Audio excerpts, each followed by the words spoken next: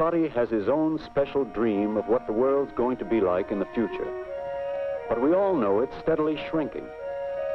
One of these days, we're going to wake up and find that people and places we used to just read about are practically in our own backyard.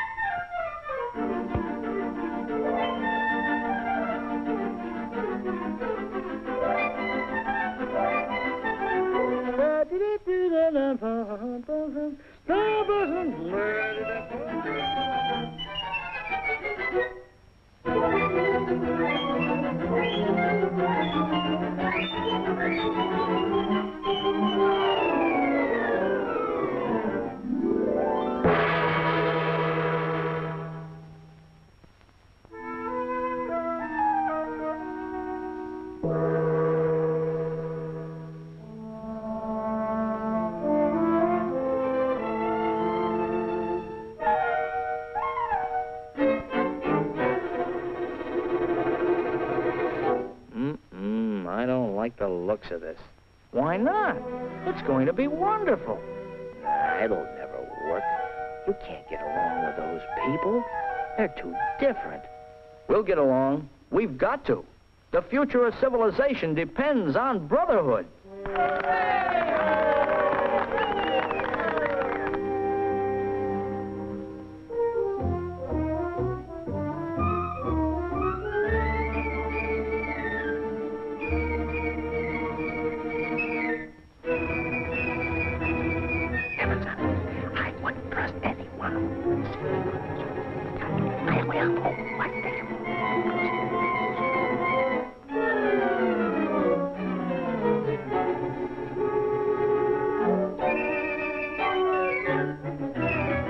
Wait a minute.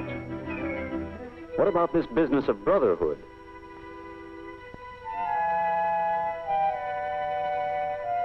But we're all different. Are you? Let's take a look at the facts, right from the start. The first people on Earth knew only a very small section of it. They lived close together and looked alike. But pretty soon they started to spread out. And as they drifted further apart, little differences began to appear. Most of the people of the world kept the same in-between color as their ancestors, and still do. But three groups on the very edges of the world population developed distinct differences in color. These exceptional groups gave rise to our idea of three separate races of mankind. Well, there are other differences in people besides the skin color. Yes, you find all sorts of hair, eyes, nose shapes, and sizes. But you find these same differences within each group. It's only color and a few other frills that distinguish our three races: the Caucasian, the Negroid, and the Mongoloid. For example, there is no difference in physical strength.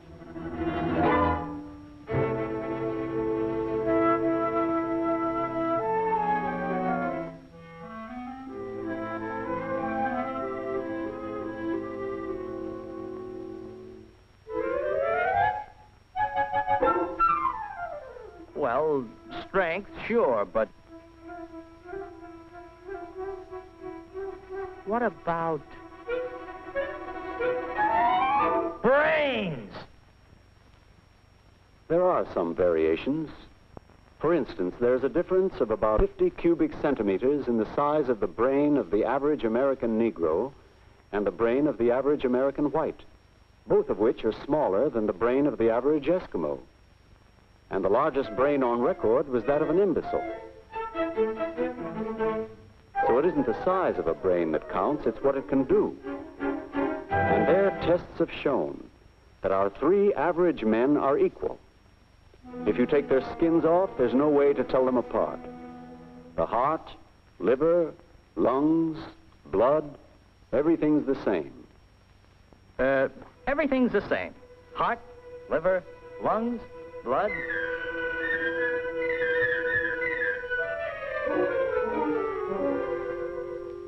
No, not blood. Blood's different. Well, there are 4 different types of blood. A, B, AB, and O. Patient in room 216 needs a transfusion right away. I'll give it to him. I'm his brother.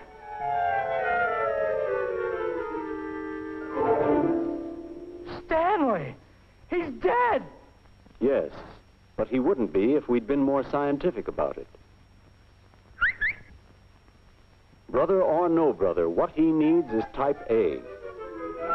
And the right blood donor for him could belong to any race, since the 4 blood types appear in all races.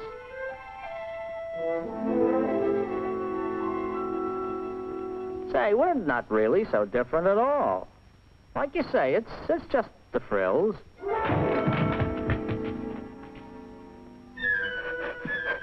Only, wait a minute. I got a question. How come we live like this? And, It wasn't always that way. For instance, at a stage of history, when the so-called pure whites of northern Europe were little better than savages, the darker-skinned mixed peoples of the Near East and Africa had flourishing cultures. And the great civilization of northern China had begun to develop. All peoples contributed to civilization, reaching high levels at different times, and each learning from the experience of the other.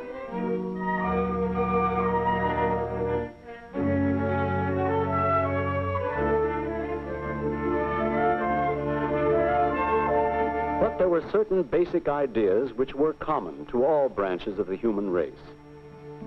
Belief in a supreme being, in the home, and the family. How civilized a person is depends on the surroundings in which he grows up. The differences in the way people behave are not inherited from their ancestors. They come from something called cultural experience or environment. Suppose you could somehow switch 2 newborn infants from entirely different backgrounds. They would not inherit their real parents' cultural experience or ideas or mechanical aptitudes. Those are things you acquire. got a match, Bud? 我今日冇拎火柴。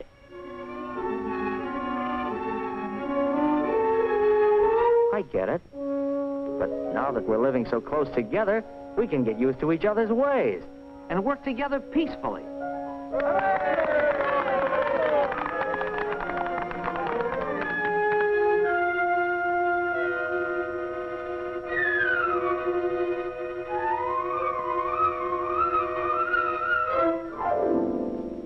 All we need is a little real understanding and what I said before, brotherhood.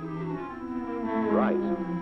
And we have to put those ideas into practice in certain very specific ways. We have to see to it that there's equal opportunity for everyone from the very beginning. An equal start in life. Equal chance for health and medical care. And a good education. An equal chance for a job. Then we can all go forward together.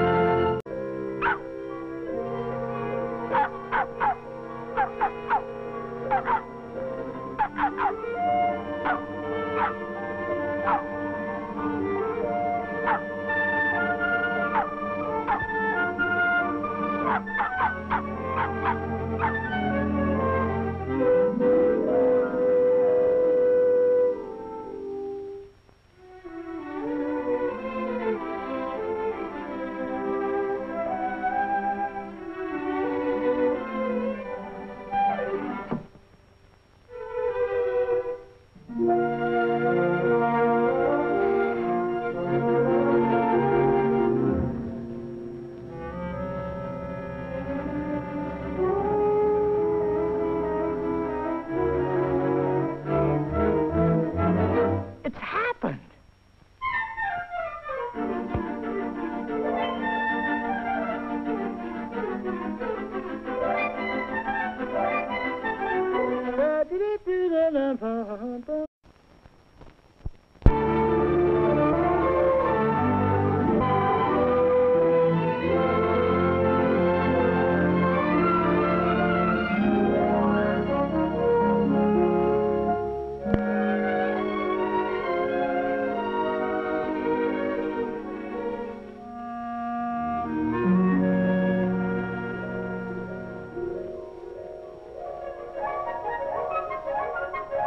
Everybody has his own special dream of what the world's going to be like in the future. But we all know it's steadily shrinking. One of these days, we're going to wake up and find that people and places we used to just read about are practically in our own backyard.